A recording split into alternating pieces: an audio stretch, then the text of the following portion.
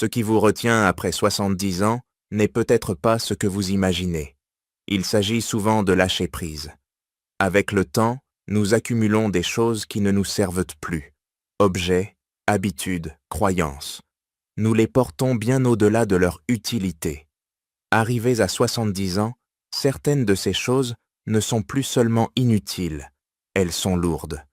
Elles pèsent sur notre humeur, notre santé, nos relations, et même sur notre capacité à profiter pleinement de l'instant présent. Cette vidéo ne parle pas de vider votre garage ou de ranger votre placard, même si nous y ferons allusion. Il s'agit de quelque chose de plus profond. Voici 7 choses que beaucoup portent dans leurs dernières années sans réaliser à quel point elles se leur coûtent cher. Et une fois que vous les laissez partir, ce qui reste n'est pas une perte, c'est la liberté. Ces suggestions ne sont pas théoriques. Chacune de ces 7 choses repose sur des schémas observés, chez des personnes âgées qui prospèrent ou luttent dans leur dernière décennie. Aussi simple qu'elles puissent paraître, lâcher ne serait-ce qu'une seule d'entre elles peut transformer votre vie. Si vous avez plus de 70 ans, ou si vous approchez de cet âge et que vous vous sentez bloqué, fatigué, ou moins léger d'esprit qu'autrefois, ceci était peut-être exactement ce dont vous avez besoin.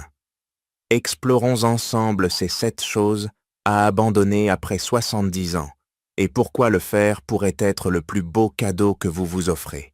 Restez jusqu'à la fin, car le dernier point est rarement évoqué, mais il apporte une paix immense lorsqu'on le laisse enfin partir. Numéro 1, la culpabilité de dire non.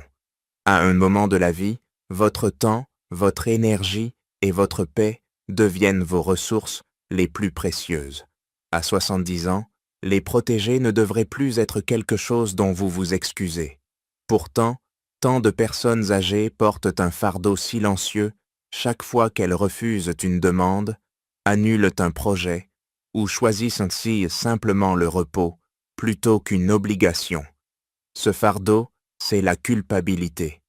Si vous voulez plus de liberté dans vos dernières années, il est temps de jeter cette culpabilité. Cela ne signifie pas devenir égoïste, mais devenir sélectif. Cela veut dire vous donner enfin la permission de donner la priorité à ce qui compte pour vous, sans vous expliquer sans cesse. Pendant des décennies, beaucoup, surtout ceux qui ont élevé des familles, construit des carrières ou pris soin d'autres, ont été conditionnés à dire oui par devoir, politesse ou peur de décevoir. Mais à ce stade, vous avez gagné le droit d'honorer vos propres limites. Pensez à Carole, 74 ans. Après le décès de son mari, elle se sentait tirée vers chaque événement d'église, réunion familiale ou comité de quartier, non parce qu'elle le voulait, mais parce qu'elle ne voulait pas sembler ingrate. Elle disait oui à tout, même quand cela l'épuisait.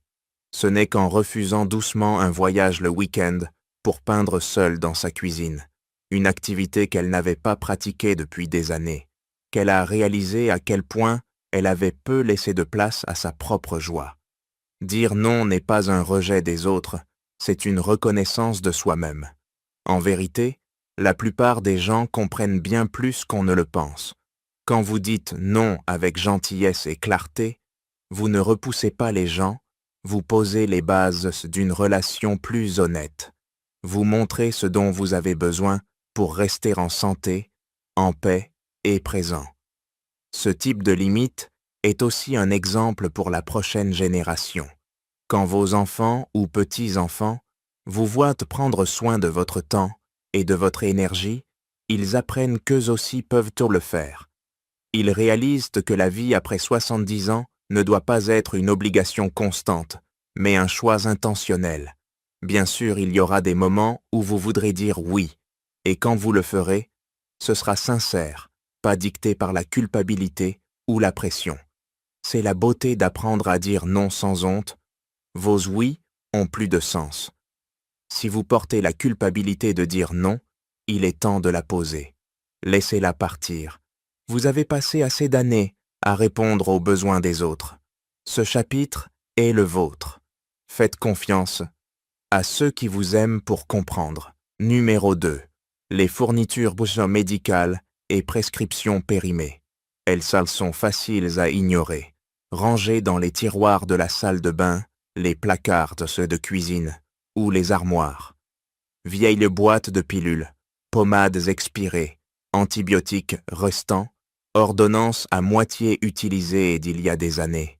Elles semblent inoffensives, mais garder des fournitures médicales périmées après 70 ans peut poser de vrais risques. Les éliminer, ce n'est pas juste faire le ménage, c'est protéger votre santé et votre tranquillité d'esprit. Quand les médicaments expirent, ils ne perdent pas toujours leur efficacité de manière prévisible. Certains deviennent au moins efficaces, d'autres peuvent même devenir nocifs. Même s'ils sont sûrs, prendre une mauvaise dose ou confondre un médicament avec un autre peut causer des effets secondaires graves, surtout si vous gérez plusieurs problèmes de santé. À ce stade, une petite erreur peut avoir de grandes conséquences. Prenons Bill, 81 ans, avec des antécédents cardiaques. Un après-midi, il a pris ce qu'il pensait être son médicament pour la tension artérielle, mais il s'agissait en réalité d'une vieille ordonnance pour la douleur, laissée dans le même flacon. Ce n'était pas intentionnel, juste une question d'emballage, d'étiquetage et de fatigue mentale. Il a passé la journée suivante aux urgences, une situation qui aurait pu être évitée si les médicaments périmés avaient été jetés plus tôt. Et ce ne sont pas seulement les ordonnances. Pensez aux vieux thermomètres qui ne fonctionnent plus bien, aux pansements qui ne collent plus, aux crèmes bien au-delà de leur date de péremption, ou même aux compléments que vous ne prenez plus, mais que vous conservez par habitude. Ces objets encombrent votre espace et compliquent vos décisions. Quand vous ne vous sentez pas bien, vous avez besoin de clarté, pas de confusion. La solution est simple mais puissante. Passez en revue vos placards, vérifiez les dates d'expiration. Si c'est périmé, jetez-le correctement, idéalement dans une pharmacie qui accepte les vieux médicaments. Si c'est sans étiquette ou ambigu, ne prenez pas de risque. Si vous ne l'avez pas utilisé depuis plus d'1 an et n'envisagez pas de le faire, il est temps de le laisser partir. Ne gardez que ce qui est actuel, clairement étiqueté et vraiment pertinent pour vos soins actuels. Vous serez surpris du calme que cela procure. Quand votre corps a besoin d'attention, la dernière chose que vous voulez est un placard plein de chaos. Vous voulez d'un espace clair et organisé où vos médicaments et fournitures reflètent exactement où vous en êtes aujourd'hui, pas il y a des années. Cela rassure aussi vos proches. S'ils doivent intervenir pour vos médicaments ou en cas d'urgence, ils sauront qu'ils travaillent avec des informations précises et à jour. Ce n'est pas juste responsable, c'est un cadeau. Numéro 3. Les autocritiques négatives. Vous ne laisseriez pas un étranger vous insulter, jour après jour, dans votre salon. Pourtant, pour beaucoup après 70 ans, une voix intérieure, discrète mais persistante, fait exactement cela.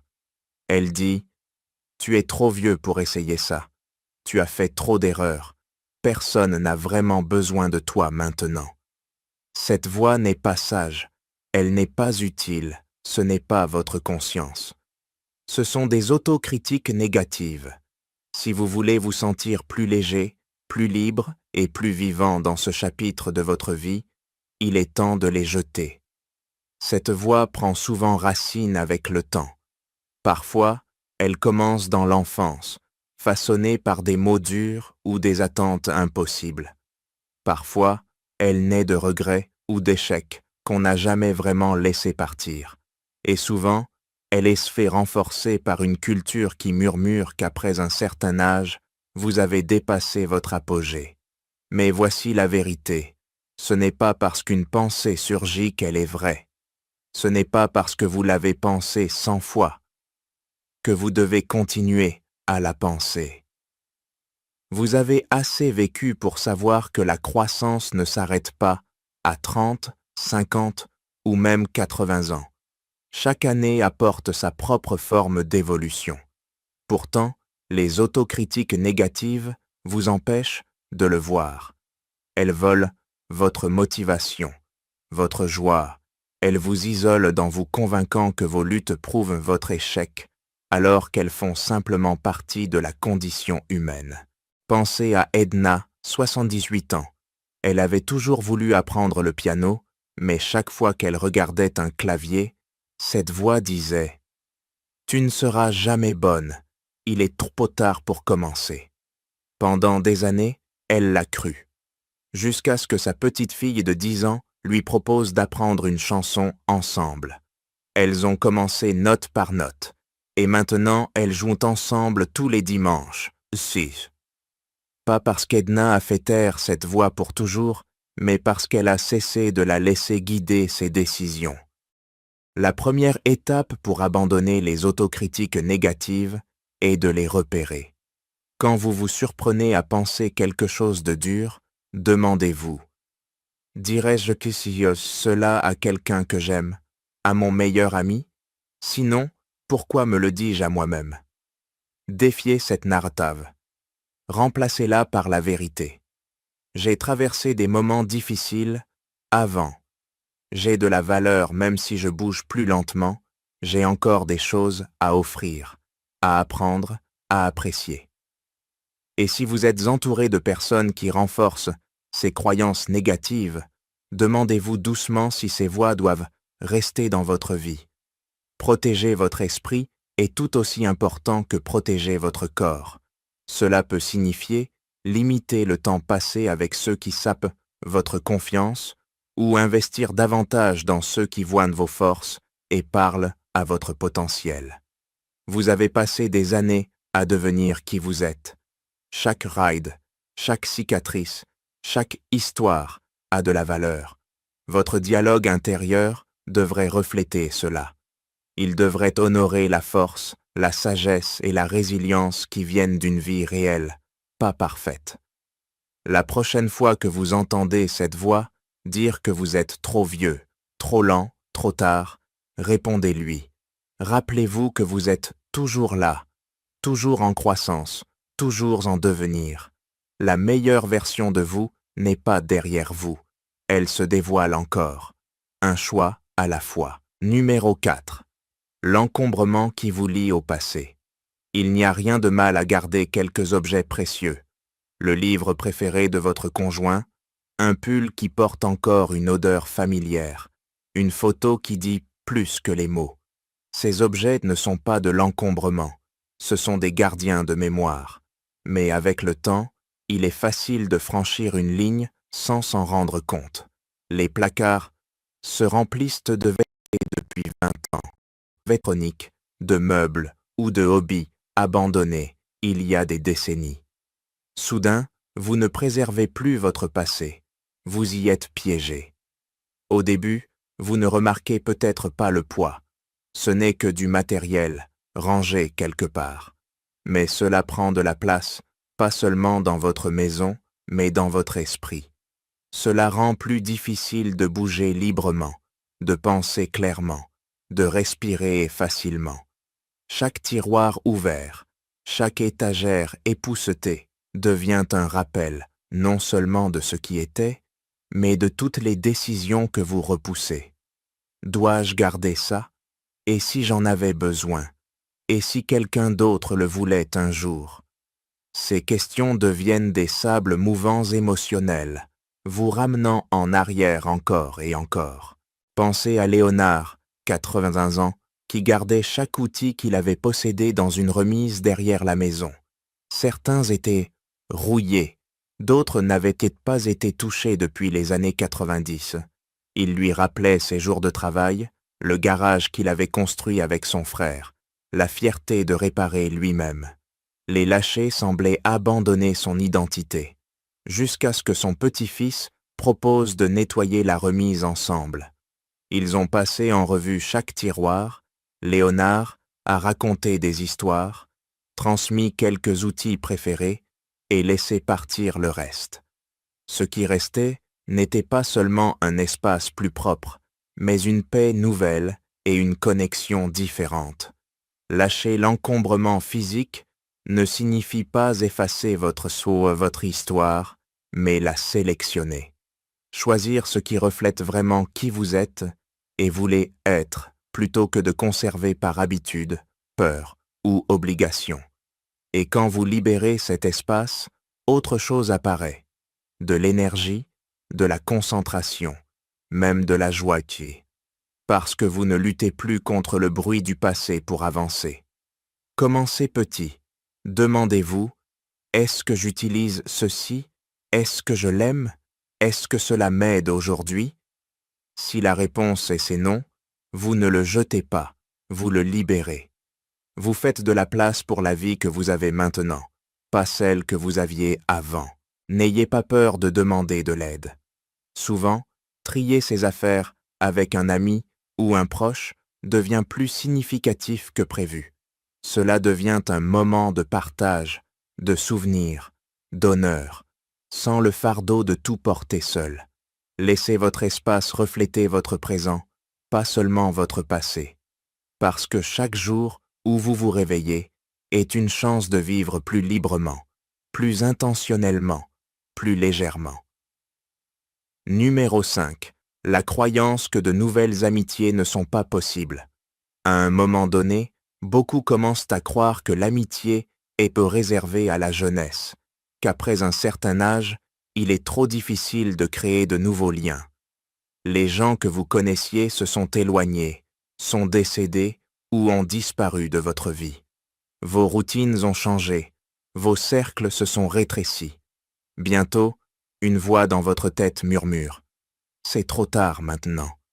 Cette croyance que de nouvelles amitiés ne sont pas possibles est l'une des choses les plus nuisibles à porter après 70 ans.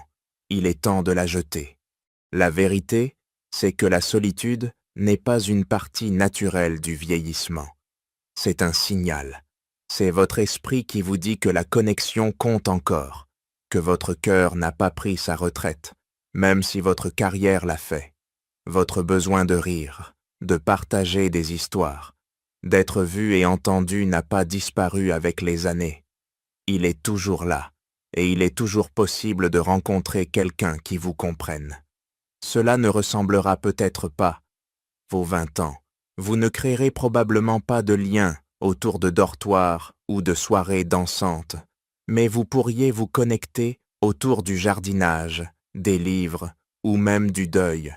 Vous pourriez trouver un ami dans la personne assise à côté de vous, au centre communautaire, ou le voisin que vous n'avez fait que saluer jusqu'à maintenant. Cela peut prendre du temps, mais chaque amitié qui a compté a commencé par une chose, un petit moment d'ouverture. Prenez Paul, 75 ans, qui a déménagé dans une nouvelle ville après le décès de sa femme. Il ne connaissait personne. Pendant des semaines, il sortait à peine, sauf pour faire ses courses. Puis, un jour, il s'est inscrit à un cours d'aquarelle hebdomadaire à la bibliothèque, non parce qu'il aimait peindre, mais parce qu'il avait besoin d'être entouré. C'est là qu'il a rencontré Judith, qui avait aussi perdu son conjoint. Ils ont commencé à partager des trajets, puis des cafés, puis des morceaux de leurs histoires.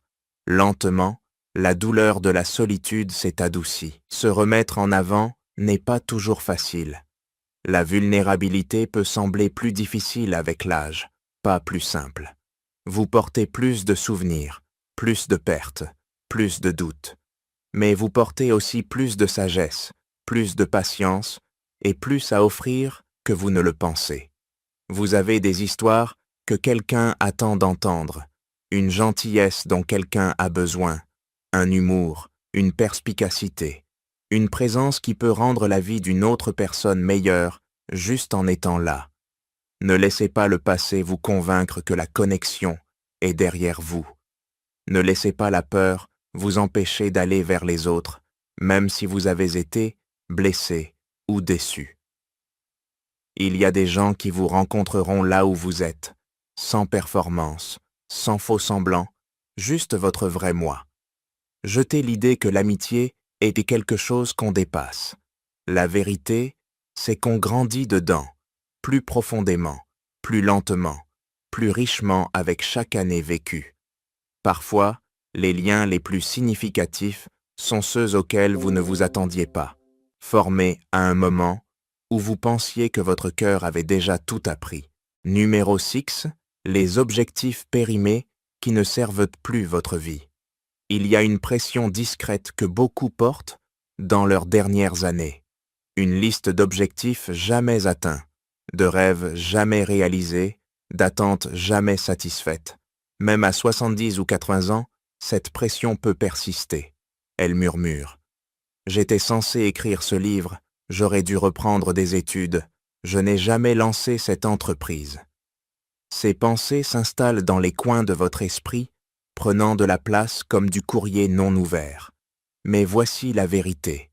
Tous les objectifs ne sont pas faits pour durer. Certains n'éteignent que pour vous guider un temps.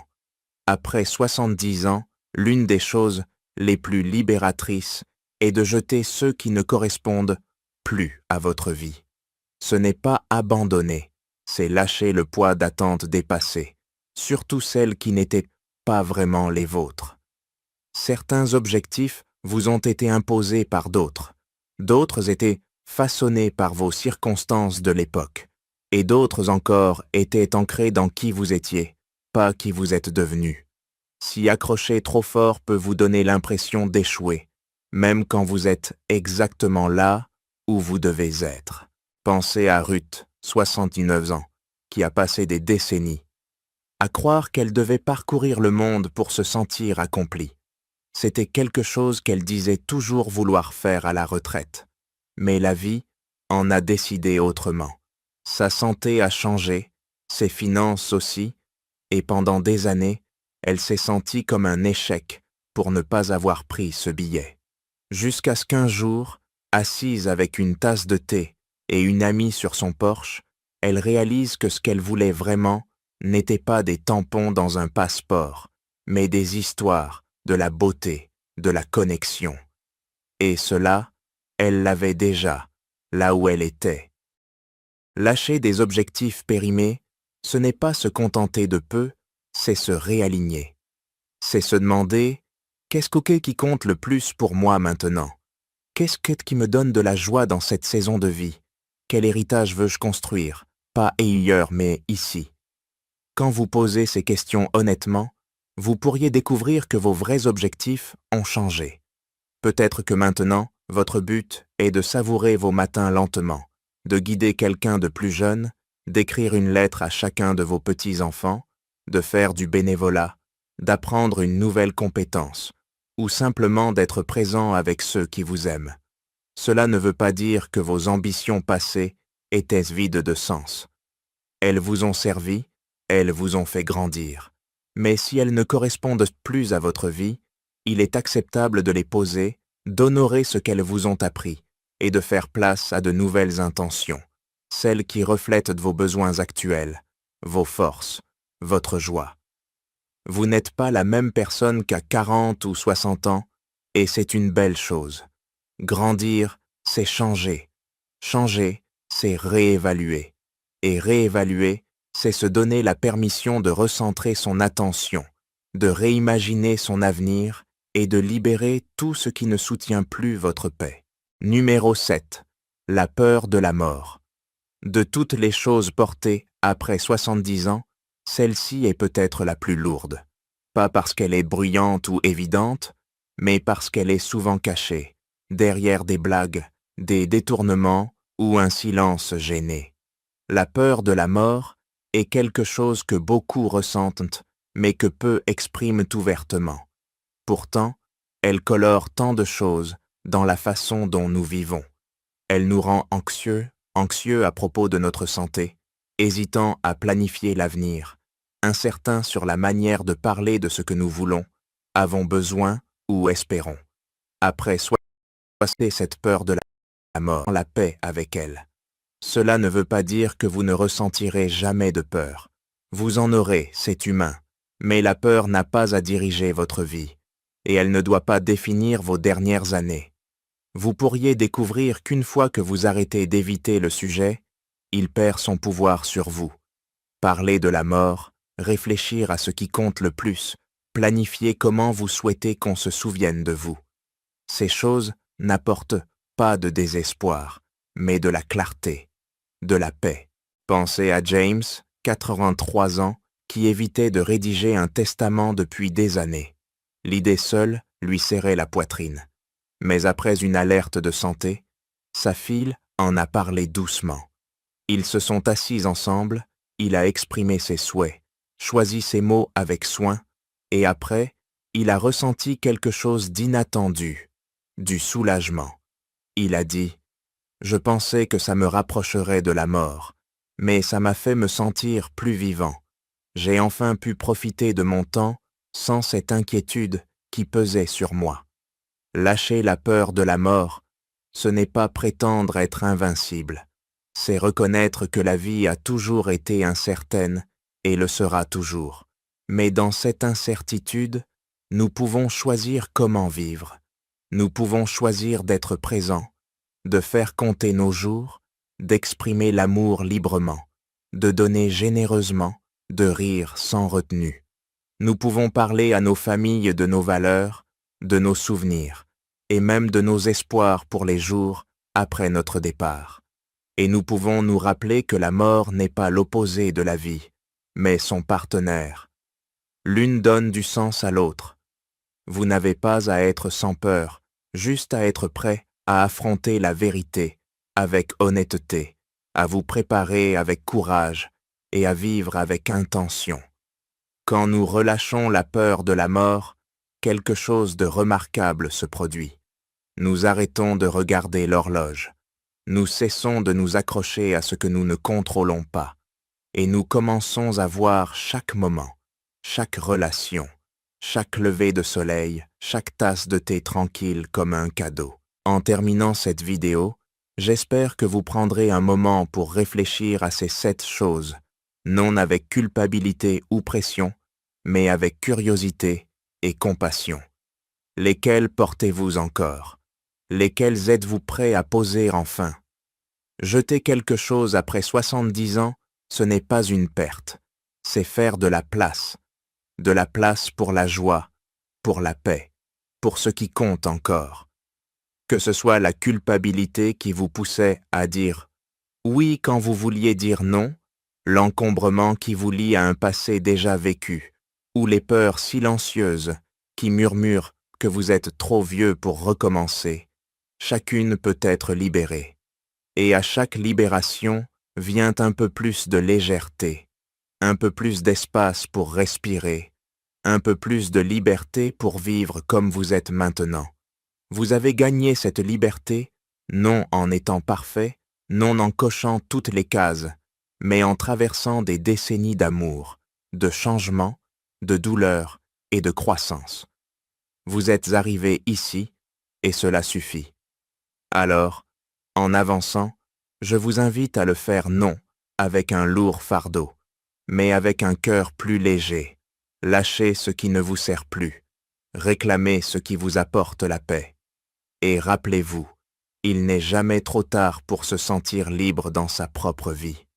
Merci de nous avoir rejoints aujourd'hui. Nous aimerions avoir de vos nouvelles. Laissez un commentaire ci-dessous et partagez une chose que vous avez apprise et comment vous comptez l'utiliser dans votre vie. Vos pensées sont importantes pour nous, alors n'hésitez pas à les partager. Si vous avez aimé cette vidéo et l'avez trouvée utile, aimez, abonnez-vous et partagez. Votre soutien nous aide à continuer à créer du contenu pour informer et inspirer. Merci de regarder et nous avons hâte de vous retrouver dans la prochaine vidéo.